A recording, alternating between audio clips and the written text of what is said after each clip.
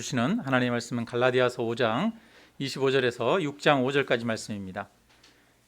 갈라디아서 5장 25절에서 6장 5절까지 신약성경 308페이지 우리 함께 같이 읽습니다. 같이 읽겠습니다. 만일 우리가 성령으로 살면 또한 성령으로 행할지니 헛된 영광을 구하여 서로 노엽게 하거나 서로 투기하지 말지니라. 형제들아, 사람이 만일 무슨 범죄한 일이 드러나거든 신령한 너희는 온유한 심령으로 그러한 자를 바로잡고 너 자신을 살펴보아 너도 시험을 받을까 두려워하라. 너희가 짐을 서로 지라. 그리하여 그리스도의 법을 성취하라. 만일 누가 아무것도 되지 못하고 된 줄로 생각하면 스스로 속임이라. 각각 자기의 일을 살피라. 그리하면 자랑할 것이 자기에게는 있어도 남에게는 있지 아니하리니 각각 자기의 짐을 질 것이라. 아멘. 네. 예수님의 그 십자가 죽음이 우리에게 알려주는 것이 두 가지가 있습니다. 첫째는 십자가 죽음을 통해서 우리는 우리 자신이 구제불능이다라는 하는 것을 알 수가 있습니다. 여러분, 우리 스스로 우리를 구제할 수 있으면 예수님이 굳이 십자가에서 죽으실 필요가 없죠. 우리는 도저히 구제받을 수 없는, 도저히 우리 힘으로 어떻게 할 수 없는 그런 자입니다. 그래서 하나님이 직접 우리를 구원해 주셔야만 합니다. 그래서 십자가는 우리 인간의 어리석음, 우리 인간의 죄인됨, 우리 인간의 한계, 이런 것들을 보여주는 것이기도 합니다. 두 번째, 십자가를 통해서 우리가 알 수 있는 것은 우리가 존귀한 자라고 하는 것입니다. 우리는 우리 힘으로 구원받을 수 없는 한계 안에 있는 존재인데 하나님이 우리를 구원하셨습니다. 우리를 사랑하셔서 하나뿐인 아들 독생자를 십자가에 내어주셨습니다. 그래서 십자가는 우리가 얼마나 사랑받은 자인지, 우리가 얼마나 존귀한 자인지, 우리의 영광이 얼마나 큰지 이것을 보여주는 것이기도 합니다. 십자가는 이 두 가지를 보여주는 겁니다. 나는 구제불능인데 하나님이 나를 사랑하셨다. 나는 죄인인데 하나님으로부터 존귀함과 영광을 받은 자이다. 이 두 가지를 십자가는 우리에게 가르쳐 주고 있습니다. 이처럼 예수 그리스도를 믿는 것은 내가 누구인지를 이제 알게 합니다. 나를 바라보는 그 시각을 바꿉니다. 뿐만 아니라 예수 그리스도를 믿는 것은, 십자가를 바라보는 것은 다른 사람들을 바라보는 시각도 변화시킵니다. 나뿐만 아니라 다른 사람들도 저 사람들도 원래 구제불능인 사람들이야. 저 사람들도 약한 사람들이야. 그런데 저 사람들도 사랑받는 자야. 존귀한 자들이야. 이것을 인정하게 하는 것이죠. 여러분, 한번 고백해 보겠습니다. 나는 구제불능입니다. 그러나 하나님이 사랑하셨습니다. 너도 구제불능이야. 그런데 하나님이 너를 사랑하셨어. 네, 이거죠. 십자가가 가르쳐주는 것은 이거예요. 저는 이 십자가가 가르쳐주는 것이 인간에 대한 가장 실제적이고 현실적인 이해라고 생각합니다. 성경은 사람의 모습을 있는 모습 그대로 그려주고 보여주고 있어요. 인간은 한계를 가지고 있는 그런 존재입니다. 인간은 여러 가지 연약함과 어리석음을 가지고 있는 존재입니다. 그런데 인간은 가치 있는 존재입니다. 인간은 쓸모없는 존재가 아니라 존귀한 존재입니다. 십자가는 이것을 보여주는 것이죠. 인간의 한계와 인간의 가치를 동시에 보여주는 것이 십자가의 능력입니다. 우리는 이 복음이 우리 자신에 대해서 가르쳐주는 이 말씀을 의지하고 살아가는 것이죠. 복음이 나에 대해서 말하는 것, 그 말씀으로 나를 이해하고 바라보는 거예요. 복음이 사람들에 대해서 말씀하는 그 기준을 가지고 사람들을 대하고 바라보는 것입니다. 이것이 바로 영으로 사는 것이고 말씀으로 살아가는 것입니다. 근데 이 성경적 인간 이해와 다른 세상적 인간 이해가 있습니다. 사람은 이 도덕적으로 행동할 때 가치 있는 존재가 된다는 거예요. 여러분, 착한 일을 할 때 해야만 내가 가치 있는 존재가 된다, 이렇게 생각을 합니다. 세상 사람들은 내가 남들보다 뛰어나고 능력 있고 성공할 때 가치 있는 존재가 된다고 생각합니다. 그래서 자신의 존재 가치를 증명하려고 합니다. 내가 괜찮은 사람이야, 이거를 뭔가를 통해서 나타내려고 해요. 여러분, 사람들이 여러 가지 자랑하잖아요. 그죠? 사람들이 내가 가지고 있는 돈을 자랑하려고 하거나 내 자동차를 자랑하려고 하거나 아니면 내가 살았던 지난날의 경험을 자랑하려고 하거나 여러 가지 것들을 자랑하지 않습니까? 각자 자기 나름대로 사람들 앞에서 자랑하는 것들이 있어요. 내가 말하는 것들이 있어요. 여러분, 왜 자랑합니까? 그 이야기를 통해서 나 이런 사람이야, 나 괜찮은 사람이야, 이거를 나타내려고 자랑하는 것이죠. 사람은 누구나 자기 자신을 증명하려고 합니다. 누구의 힘에 의해서? 자기 경험과 자기를 통해서 자기를 증명하려고 하는 것이에요. 그래서 사람은 자신을 의지합니다. 자신이 가지고 있는 능력과 힘을 가지고 자신에 대해서 평가하고 자신을 판단하는 것입니다. 다른 사람에 대해서도 마찬가지입니다. 다른 사람들을 볼 때도 저 사람이 행동이 보면 옳지 못하거나 이렇게 막 비행을 저질러요. 그러면 그 사람을 그 행동으로 판단하고 평가하잖아요. 어떤 사람이 진짜 좋은 차를 타고 왔어요. 그러면 그 사람의 차를 가지고 그 사람을 판단하고 평가하지 않습니까? 그 사람이 가지고 있는 재물이나 그 사람이 가지고 있는 능력을 가지고 그 사람을 평가하고 판단합니다. 이것은 하나님을 의지하는 것이 아니라 자신을 의지하는 겁니다.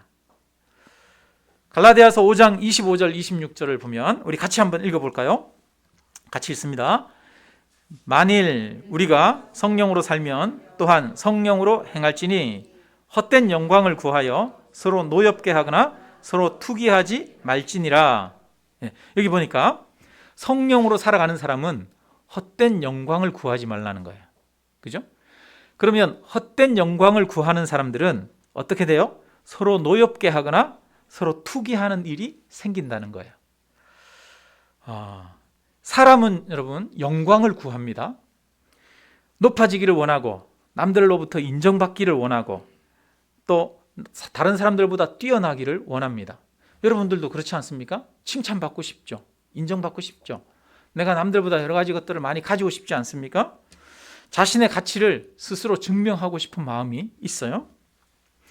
노아 홍수 이후에 그 사람들이 신할 평지라고 하는 곳에 모여 살다가 거기에서 바벨탑을 쌓습니다. 바벨탑을 쌓으면서 그들이 하는 말이 우리가 우리의 이름을 내고 흩어짐을 면하자라고 말합니다. 높이 탑을 쌓으니까 사람들이 뭐라 그러냐면 우리의 이름을 내자 그래요. 사람들이 뭔가를 하나 이렇게 건물이나 이런 것들을 건축하고 나면 꼭 그 옆에 머릿돌을 쓰잖아요. 몇 월 며칠 이렇게 쓰면서 그 밑에 그 크기에 기증한 사람 이름을 쓰지 않습니까? 꼭 자기 이름을 넣으려고 하잖아요. 자기 영광을 구하려고 하지 않습니까?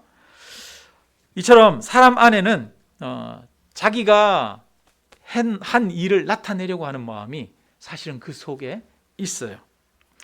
남들보다 뛰어남으로써 자신을 증명하려고 하는 그런 마음이 있는 것입니다. 근데 이처럼 자기의 영광을 구해요. 자기를 나타내고 드러내려고 해요. 그것은 역설적이게도 자기 자신에 대해서 확신하지 못하는 거예요. 자기 자신에 대해서 나는 괜찮은 사람이야 라고 하는 것을 진짜로 믿지 못하는 겁니다. 사람은 그 마음속 깊은 곳에 죄의식이 있습니다. 우리 안에는 죄의식이 있잖아요. 그리고 우리 안에는 여러 가지 수치심이 있고 부끄러움이 있습니다. 그래서 수치스러움과 부끄러움을 우리는 가리려고 합니다. 가인이 아벨을 죽이고 나서 아벨을 묻어버렸어요. 그리고 나서 하나님 앞에 와서 하나님이 가인에게 네 아우 아벨이 어디 있느냐 이렇게 찾으니까 가인이 하나님 앞에 뻔뻔하게 하나님 내가 아벨을 지키는 자입니까? 하나님 앞에 그렇게 이야기를 합니다. 하나님 앞에 대들죠. 그 안에 근데 얼마나 그 안에는 찔림이 있었겠어요? 하나님이 이 가인에게 말합니다. 네가 죽이고 네가 피 흘린 그 아벨의 피가 땅에서 부르짖느니라, 이렇게 하나님이 말합니다. 그랬더니 가인이 그때서야 하나님, 나를 불쌍히 여겨달라고, 나를 죽지 않게 해달라고 그렇게 엎드립니다. 사람은 이처럼 자기 안에 죄가 있는데 그 죄를 숨기고 싶어 합니다. 그 죄로 인해서 수치심과 부끄러움을 가지고 있습니다. 그래서 그거를 무엇인가 그럴듯한 것으로 자기를 자랑하고 자기를 포장하려고 합니다. 자신의 업적을 가지고 그래, 나는 괜찮은 사람이야, 이런 사람이야 나타내고 싶어 합니다. 근데 사실은 그 안은 텅 비어있는 그런 것이 바로 우리 인간입니다. 예수님이 바리새인과 율법학자들에게 말씀을 하시는데요, 너희는 회칠한 무덤과 같다라고 이야기하십니다.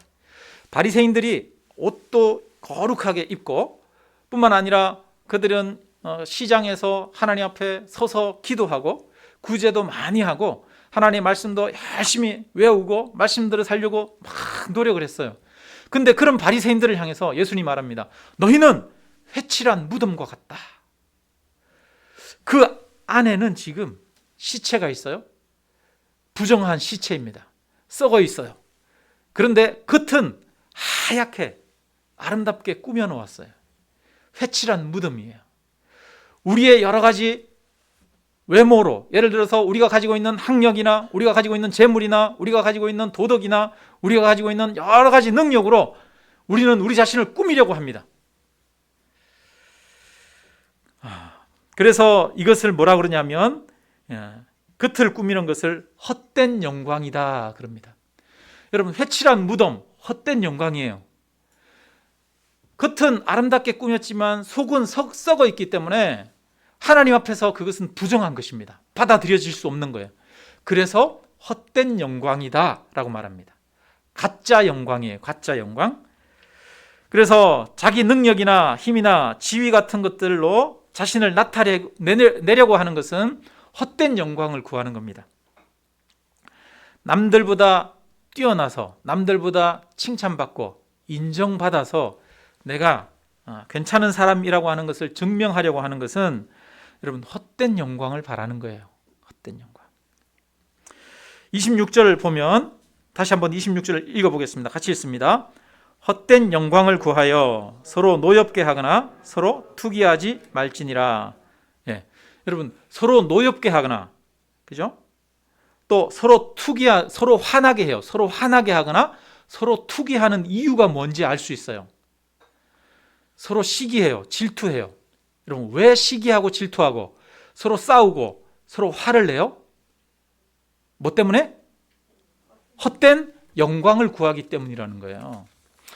여러분, 내가 다른 사람 앞에 막 화를 내요. 왜 화를 냅니까? 화를 내는 이유는 그 사람이 나를 인정해 주지 않았기 때문에, 그 사람이 나의 자존심을 상하게 했기 때문에, 그것 때문에 화내는 거 아닙니까? 부부간에 싸우는 이유 중에 많은 부분이 뭐예요? 결국은 나중에 보면 자존심 싸움 하잖아요. 저 사람이 나를 인정해 주지 않는 것 같아, 나를 무시하는 것 같아, 그런 생각이 들면 화가 나잖아요. 헛된 영광을 구하기 때문이죠. 사람들이 수근수근해요. 질투해요. 왜 질투합니까? 저 사람이 나보다 잘난 것 같으니까. 대놓고 내가 화는 내지 못하고 뒤에서 그 사람을 갉아내리는 시기와 질투를 하고 수근그림이 일어나는 거죠. 헛된 영광을 구하는 것에서 다툼이 일어나고 헛된 영광을 구하는 것에서 시기와 질투가 일어나는 겁니다. 여러분, 화를 내는 거하고 어떤 사람은 화는 내지 않고 뒤에서 그냥 질투하고 미워해요. 이것은 본질적으로 같은 겁니다. 서로 다른 것 같죠? 어떤 사람은 굉장히 교만해요. 사람들 앞에서 막 어시되고 막 교만한 사람이 있어요. 어떤 사람은 사람들 앞에서 굉장히 열등감에 빠져 있어요. 자기 자신을 비하하고 낮추고 있어요. 서로 전혀 다른 것 같죠? 그런데 한편으로는 똑같아요. 왜? 어떤 면에서 똑같아요? 같은 뿌리를 가지고 있는 것은 헛된 영광을 구하기 때문이에요. 자기가 가지고 있는 것, 자기 능력이나 자기 힘이나 이런 것들을 가지고 자기 자신에 대해서 판단하고 평가하는 거예요. 그러다 보니까 남들보다 뭔가 내가 잘났을 때는 막 교만해요. 남들보다 내가 뭔가 부족하다고 생각되면 막 자기를 비하하고 비굴해져요. 근데 모든 사람들은 중간에 있어요. 누군가보다는 뛰어나지만 누군가보다는 못해요. 그래서 어떤 때는 교만하다가 어떤 때는 자기 비굴해지고 또 열등감에 빠져 있습니다. 여러분, 우리는 그렇지 않습니까? 우리 모두가 때로는 교만하고 때로는 열등감에 빠질 때가 많이 있잖아요. 근데 이 열등감과 또 이 교만은 같은 뿌리라는 겁니다. 어떤 뿌리? 헛된 영광을 구하는 뿌리. 그 뿌리를 가지고 있어요. 제가 그 대학부 학생들을 가르칠 때 대학부 학생 중에 영어를 굉장히 잘해요. 중국어도 굉장히 잘해요. 얘는 중국에서도 공부를 했었고 또 미국에서도 공부를 했었고 한국에서도 공부를 해가지고 3개 국어를 다 잘해. 근데 학교는 서울대학을 못 갔어요. 한국에 여러 곳에 다니다 보니까 서울대학에 가는 시험 치는 부분은 좀 부족한 거예요. 그래가지고 서울대학 말고 그 다음 정도 있는 그런 대학을 갔어요. 굉장히 상위권에 있는 좋은 대학을 갔어요. 근데 그 친구가 그 학교를 가더니 친구들을 많이 만나면서 와가지고 저한테 이야기를 하는 거예요. 이상하게 자기가 이렇게 자기 학교 친구들을 보면 한 명 한 명을 보면 정말 뛰어나다는 거예요. 공부도 잘하고 자기도 여러 가지 영어도 잘하고 중국어도 잘하지만 자기 학교 학생들 보니까 다 뛰어나더라는 거예요. 너무 똑똑하더라는 거예요. 근데 애들이 보니까 다 열등감에 찌들어 있다는 거예요. 왜 열등감에 찌들어 있어요? 이 친구들은 초등학교 때부터 공부 잘한다는 칭찬을 받으면서 살았어요. 중학교, 고등학교 때도 항상 목표가 서울대였어요. 최고를 꿈꾸면서 살았어요. 그런데 결국은 마지막에 서울대학을 못 갔어요. 그러니까 서울대학교 못 간 것 때문에 한편으로는 굉장히 뛰어난 학생들인데 자기 열등감에 빠져 있다는 거예요. 열등감 쩐다고 그러더라고, 그 친구가. 여러분, 근데 우리가 생각할 때 참 어리석어요, 어리석지 않아요? 어리석잖아요. 우리가 생각할 때 얼마나 잘났어요. 서울의 최고의 상위권 대학에 다니면 얼마나 또 뛰어나요. 근데 어리석잖아요. 대학 한 가지를 가지고 우리가 50년, 60년 인생을 살아오고 보니까 우리 인생의 전부가 좋은 대학 갔느냐, 이게 전부는 아니잖아요. 그래서 좋은 대학을 가지고 자기의 삶을 평가하고 열등감에 빠져 있거나 교만하거나 하는 것 자체가 사실은 한편으로 굉장히 어리석은 삶이죠. 근데 실제로는 우리가 그렇다는 거예요. 우리가 대학이라고 하는 그 기준만 좀 달라졌을 뿐, 거기에다가 자기가 가지고 있는 여러 가지 지위나 자기가 가지고 있는 어떤 경제적인 능력이나 자기가 살아온 인생의 성공이나 여러 가지 것들이 좀 더 가미되기는 하지만 우리가 가지고 있는 어떤 외적인 것들, 그거를 가지고 내가 가치 있는지 내가 가치 없는지 그것들을 느끼면서 우리는 살아가더라고 하는 것입니다. 자기 존재 가치를 누가 증명하려고 해요? 내가 내 힘으로 증명하려고 해요. 이것은 하나님을 의지하는 겁니까? 나를 의지하는 겁니까? 나를 의지하는 거예요. 무엇을 구하는 거예요? 헛된 영광을 구하는 거예요. 가짜 영광을 구하는 거예요. 안에는 시신이 가득한데, 썩어 있는데 겉만 번드러하게 회칠한 무덤과 같은 것입니다. 그런데 모든 사람들이 이처럼 헛된 영광을 구합니다. 세상은 헛된 영광을 구합니다. 이 헛된 영광을 구하다 보니까 나를 인정해 주지 않으면, 나의 자존심을 상하게 하고 나를 무시하면 화를 내고, 나보다 잘난 사람이 있으면 깎아내리고, 그래서 헛된 영광을 구하는 모습에서 결국은 관계에 파괴가 일어난다는 거예요. 서로 다투고 서로 이 어려움을 겪으면서 살아간다고 하는 것입니다. 그런데 여러분, 우리의 가치는 사람들과의 비교에 의해서 만들어지는 것이 아닙니다. 우리의 가치는 누구에 의해서 만들어져요? 나를 지으신 하나님에 의해서 우리의 가치는 만들어지는 것인 줄로 믿습니다. 사람들이 나를 어떻게 생각하는지, 어떻게 보는지가 중요한 것이 아니라 하나님이 나를 얼마나 사랑하시는지, 하나님을 얼마나 나를 존귀하게 여기시는지가 중요합니다. 하나님은 우리를 향해서 너희는 천하보다도, 한 생명이 천하보다도 귀하다고 말씀하십니다. 하나님이 우리를 얼마나 사랑하시는지 십자가에서 드러났습니다. 하나님은 하나뿐인 아들 예수 그리스도를 십자가에서 저와 여러분을 위해서 내주셨습니다. 우리의 가치는 예수 그리스도와 같은 가치가 있는 것입니다. 하나님이 우리를 그렇게 여겨주셨어요. 그래서 우리의 가치를 우리는 나에게서 발견하는 것이 아니라 하나님의 은혜에서, 예수 그리스도의 십자가를 통해서 우리의 가치를 깨닫고 발견하는 자가 되어야 할 줄로 믿습니다. 네. 십자가를 볼 때 여러분, 나는 가치 있는 자입니다. 나는 존귀한 자입니다. 하나님이 우리를 존귀하게 여기십니다. 우리를 가치 있게 여기십니다.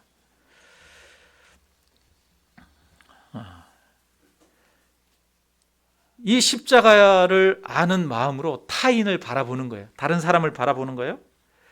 다른 사람들도 저마다 정도는 다르지만 연약함과 한계를 가지고 있지만 모두가 하나님의 용서를 받은 자들이고 하나님께서 사랑하시는 그런 자들입니다. 어떤 목사님이, 이제 제가 이건 다른 목사님한테 들은 이야기예요. 어떤 목사님이 이제 그 목사님들 모임에 이렇게 가셨다가 목회를 잘하고 계시는 좀 중견 교회 목사님으로부터 경험담을 얘기 듣고 와서 저한테 해주시더라고요. 이제 그 목사님이 목회를 할 때 교회에 너무 힘들게 하는 사람이 있었대요. 도저히 이 상식적으로 납득이 가지 않는, 이해가 가지 않는 그런 행동을 하시는 그런 분이 있었는데, 본인만 힘들게 하는 게 아니라 교회 안에 여러 무리들도 일으키고 성도님들도 힘들게 하고, 그래서 이 목사님이 그분을 위해서 막 생각하고 기도할 때마다 막 화도 좀 나고 그러셨다는 거예요. 그래서 심지어는 어떤 생각이 들었냐면, 저 사람 내가 한번 불러가지고 뒤로 한번 몰래 불러내가지고 한 대 그냥 이렇게 때려버릴까, 이런 마음이 들 정도로 목사님 마음이 그랬대요. 힘들었대요. 그런데 또 그렇게 할 수는 없잖아요, 그죠?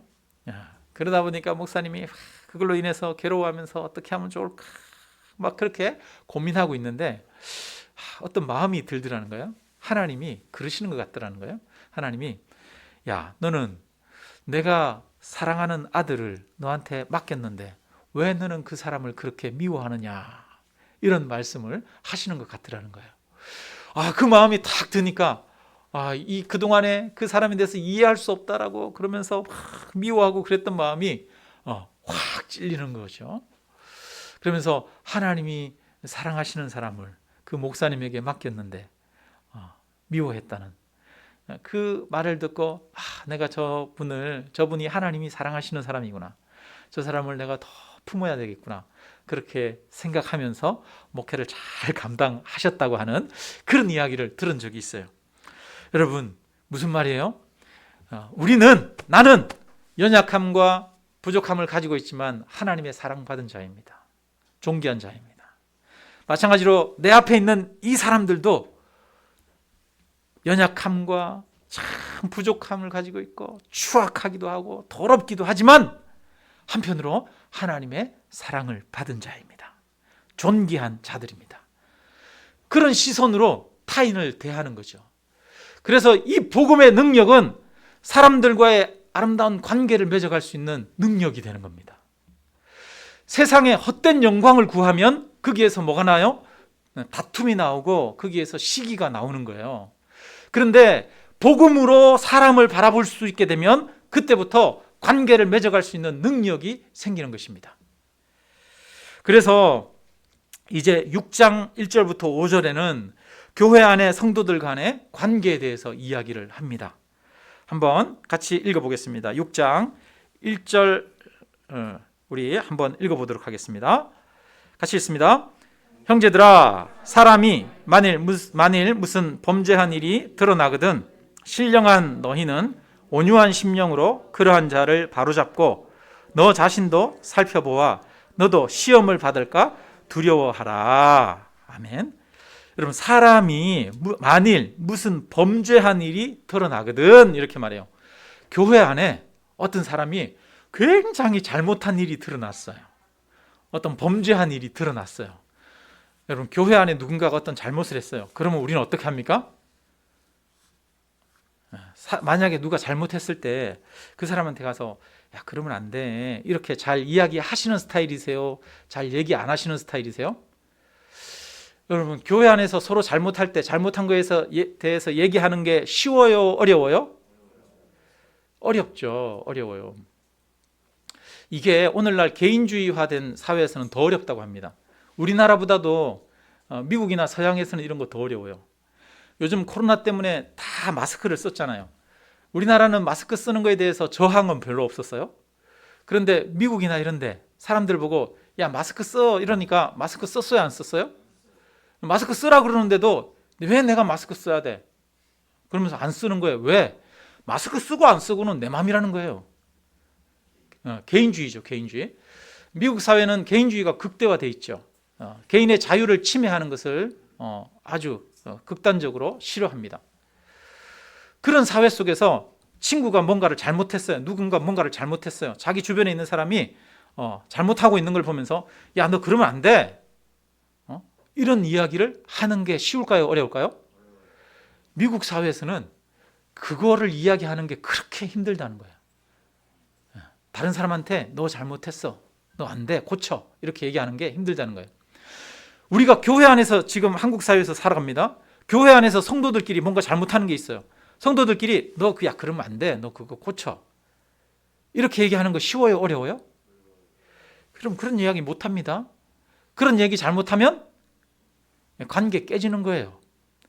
다른 사회 조직이나 이런 데 가서도 상사가 부하 직원한테 너 이거 좀 고쳤으면 좋겠어, 이런 거 얘기할 때도 살짝 불러가지고 인격적으로 이렇게 얘기해야지, 공개적으로 사람들 있는 데서 막 얘기하면 관계 깨지는 거예요. 누군가 어떤 죄악에 대해서, 잘못한 거에 대해서 드러내고 그것들에 대해서 지적하고 고치는 거는 여러분 어려운 겁니다. 어려운 거예요. 근데 지금 교회 안에서 그거를 하라는 거예요, 말라는 거예요? 그거 하라는 거예요. 교회에서 그거 하라는 거예요.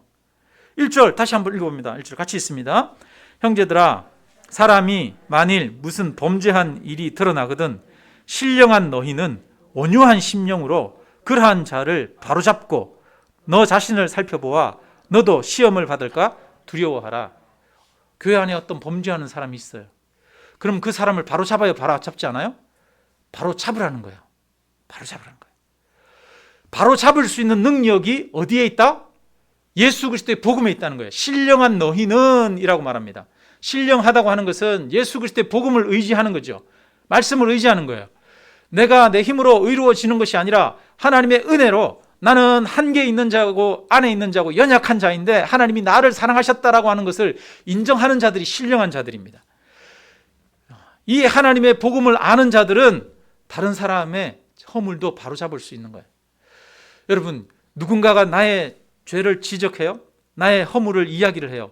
그럴 때 진짜 십자가 은혜를 아는 사람, 십자가는 우리에게 두 가지를 가르쳐준다는 말씀드렸어요. 첫째는 우리는 구제불능이다. 정말 십자가를 보면서 나는 구제불능이고 나는 연약한 죄인이라는 것을 정말 인정하는 사람은 겸손합니다.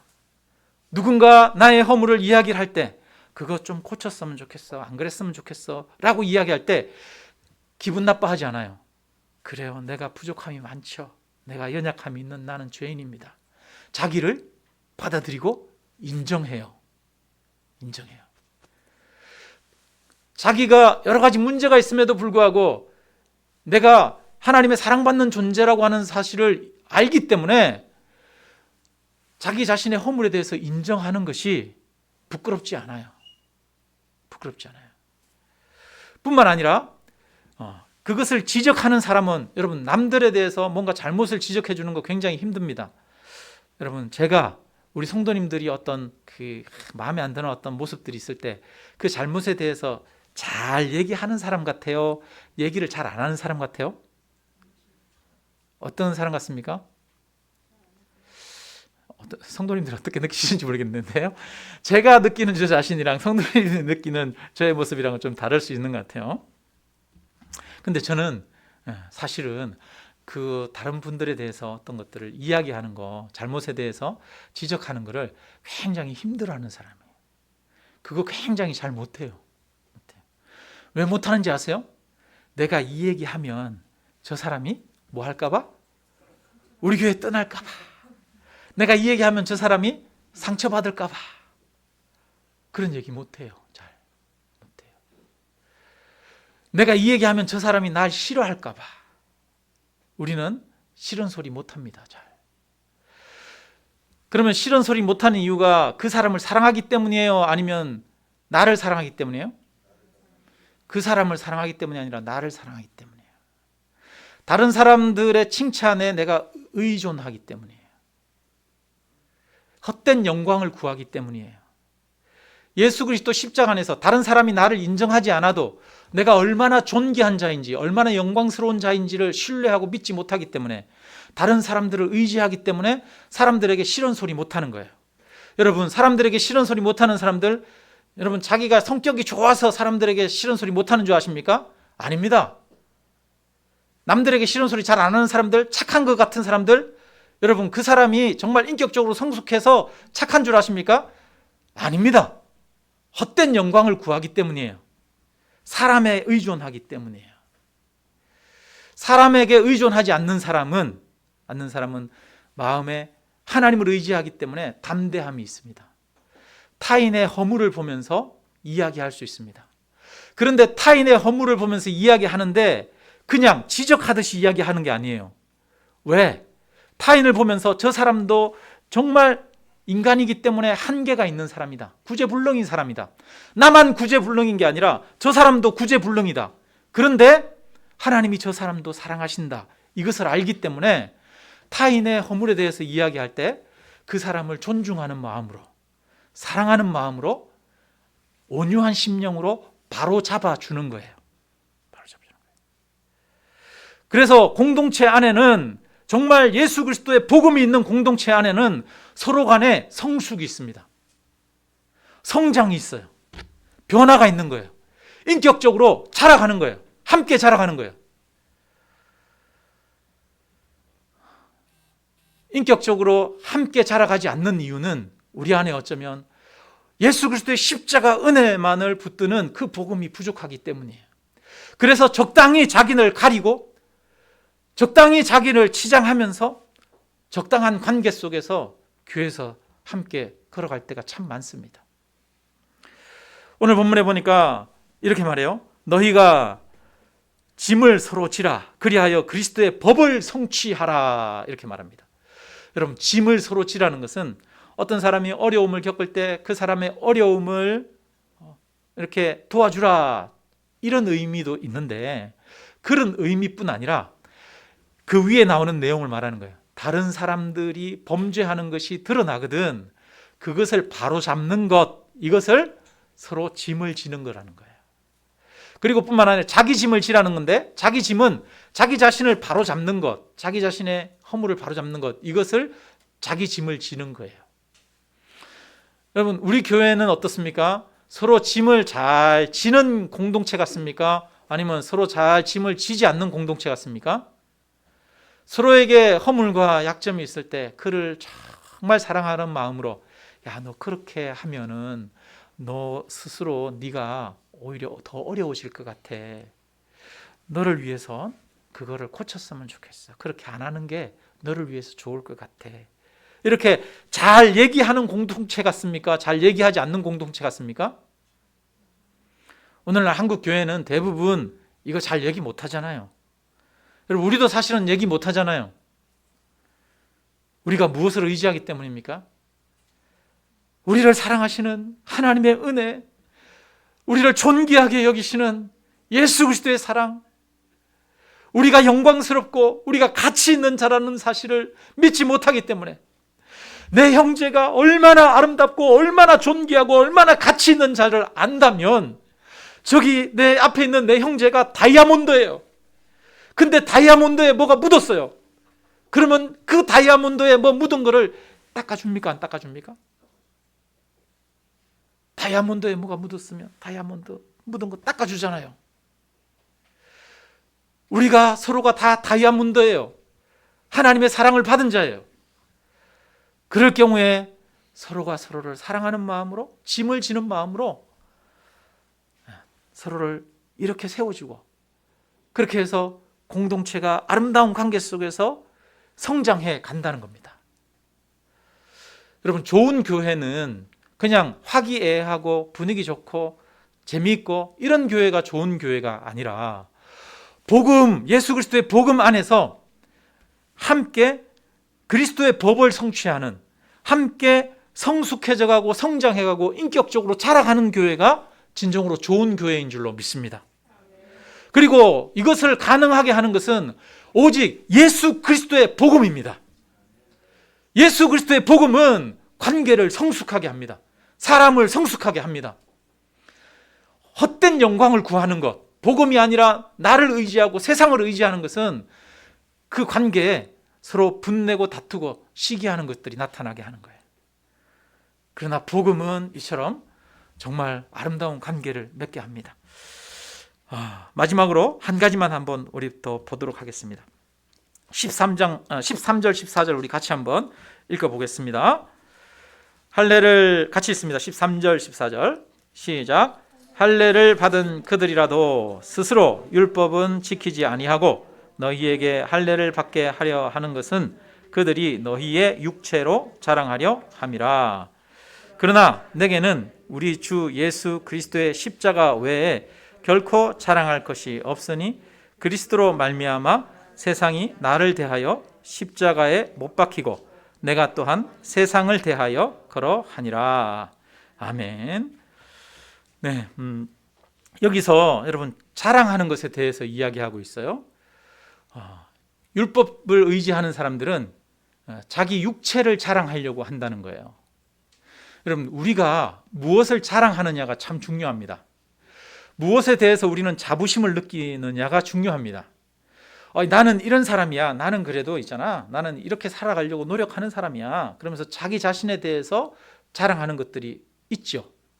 어떤 사람은 자기가 살아왔던 지난 삶의 경험을 가지고 자랑하는 사람이 있어요. 제가 이렇게 보니까요, 진짜 연세 많으신 할아버지들도 막 이렇게 아무것도 없어요. 보면은 정말 초라한 분인데, 나중에는 막 얘기하다 보면 내가 젊을 때는 한때는 말이야, 내가 이렇게 살았어. 그러면서 뭐를 자랑해요? 과거의 뭔가를 자랑해요. 그죠? 뭔가 사람은 자기가 자랑하는 그거를 통해서 자기를 나타내고 싶고 인정받고 싶어 하는 거예요.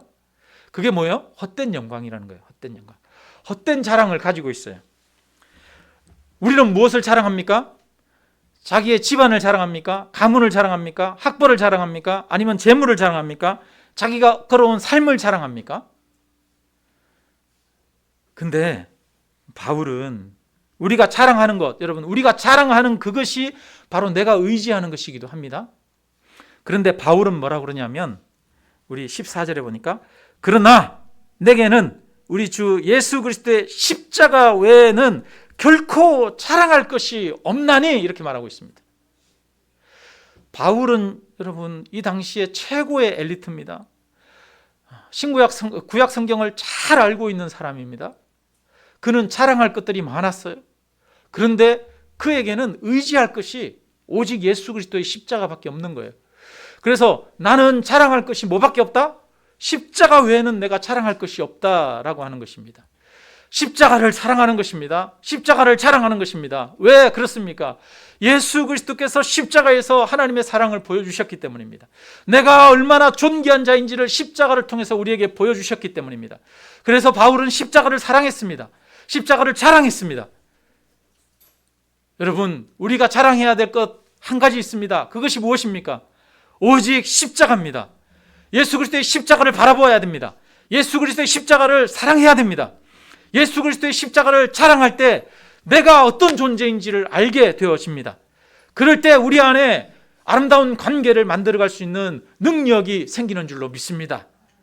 여러분, 십자가를 통해서 나를 바라보시기 바랍니다. 십자가를 통해서 세상을 바라보시기를 바랍니다. 십자가를 자랑스러워하시고 십자가를 사랑하시는 그런 저와 여러분이 되시기를 주님의 이름으로 축원합니다. 우리 함께 이 시간 찬양하고 함께 기도드리겠습니다.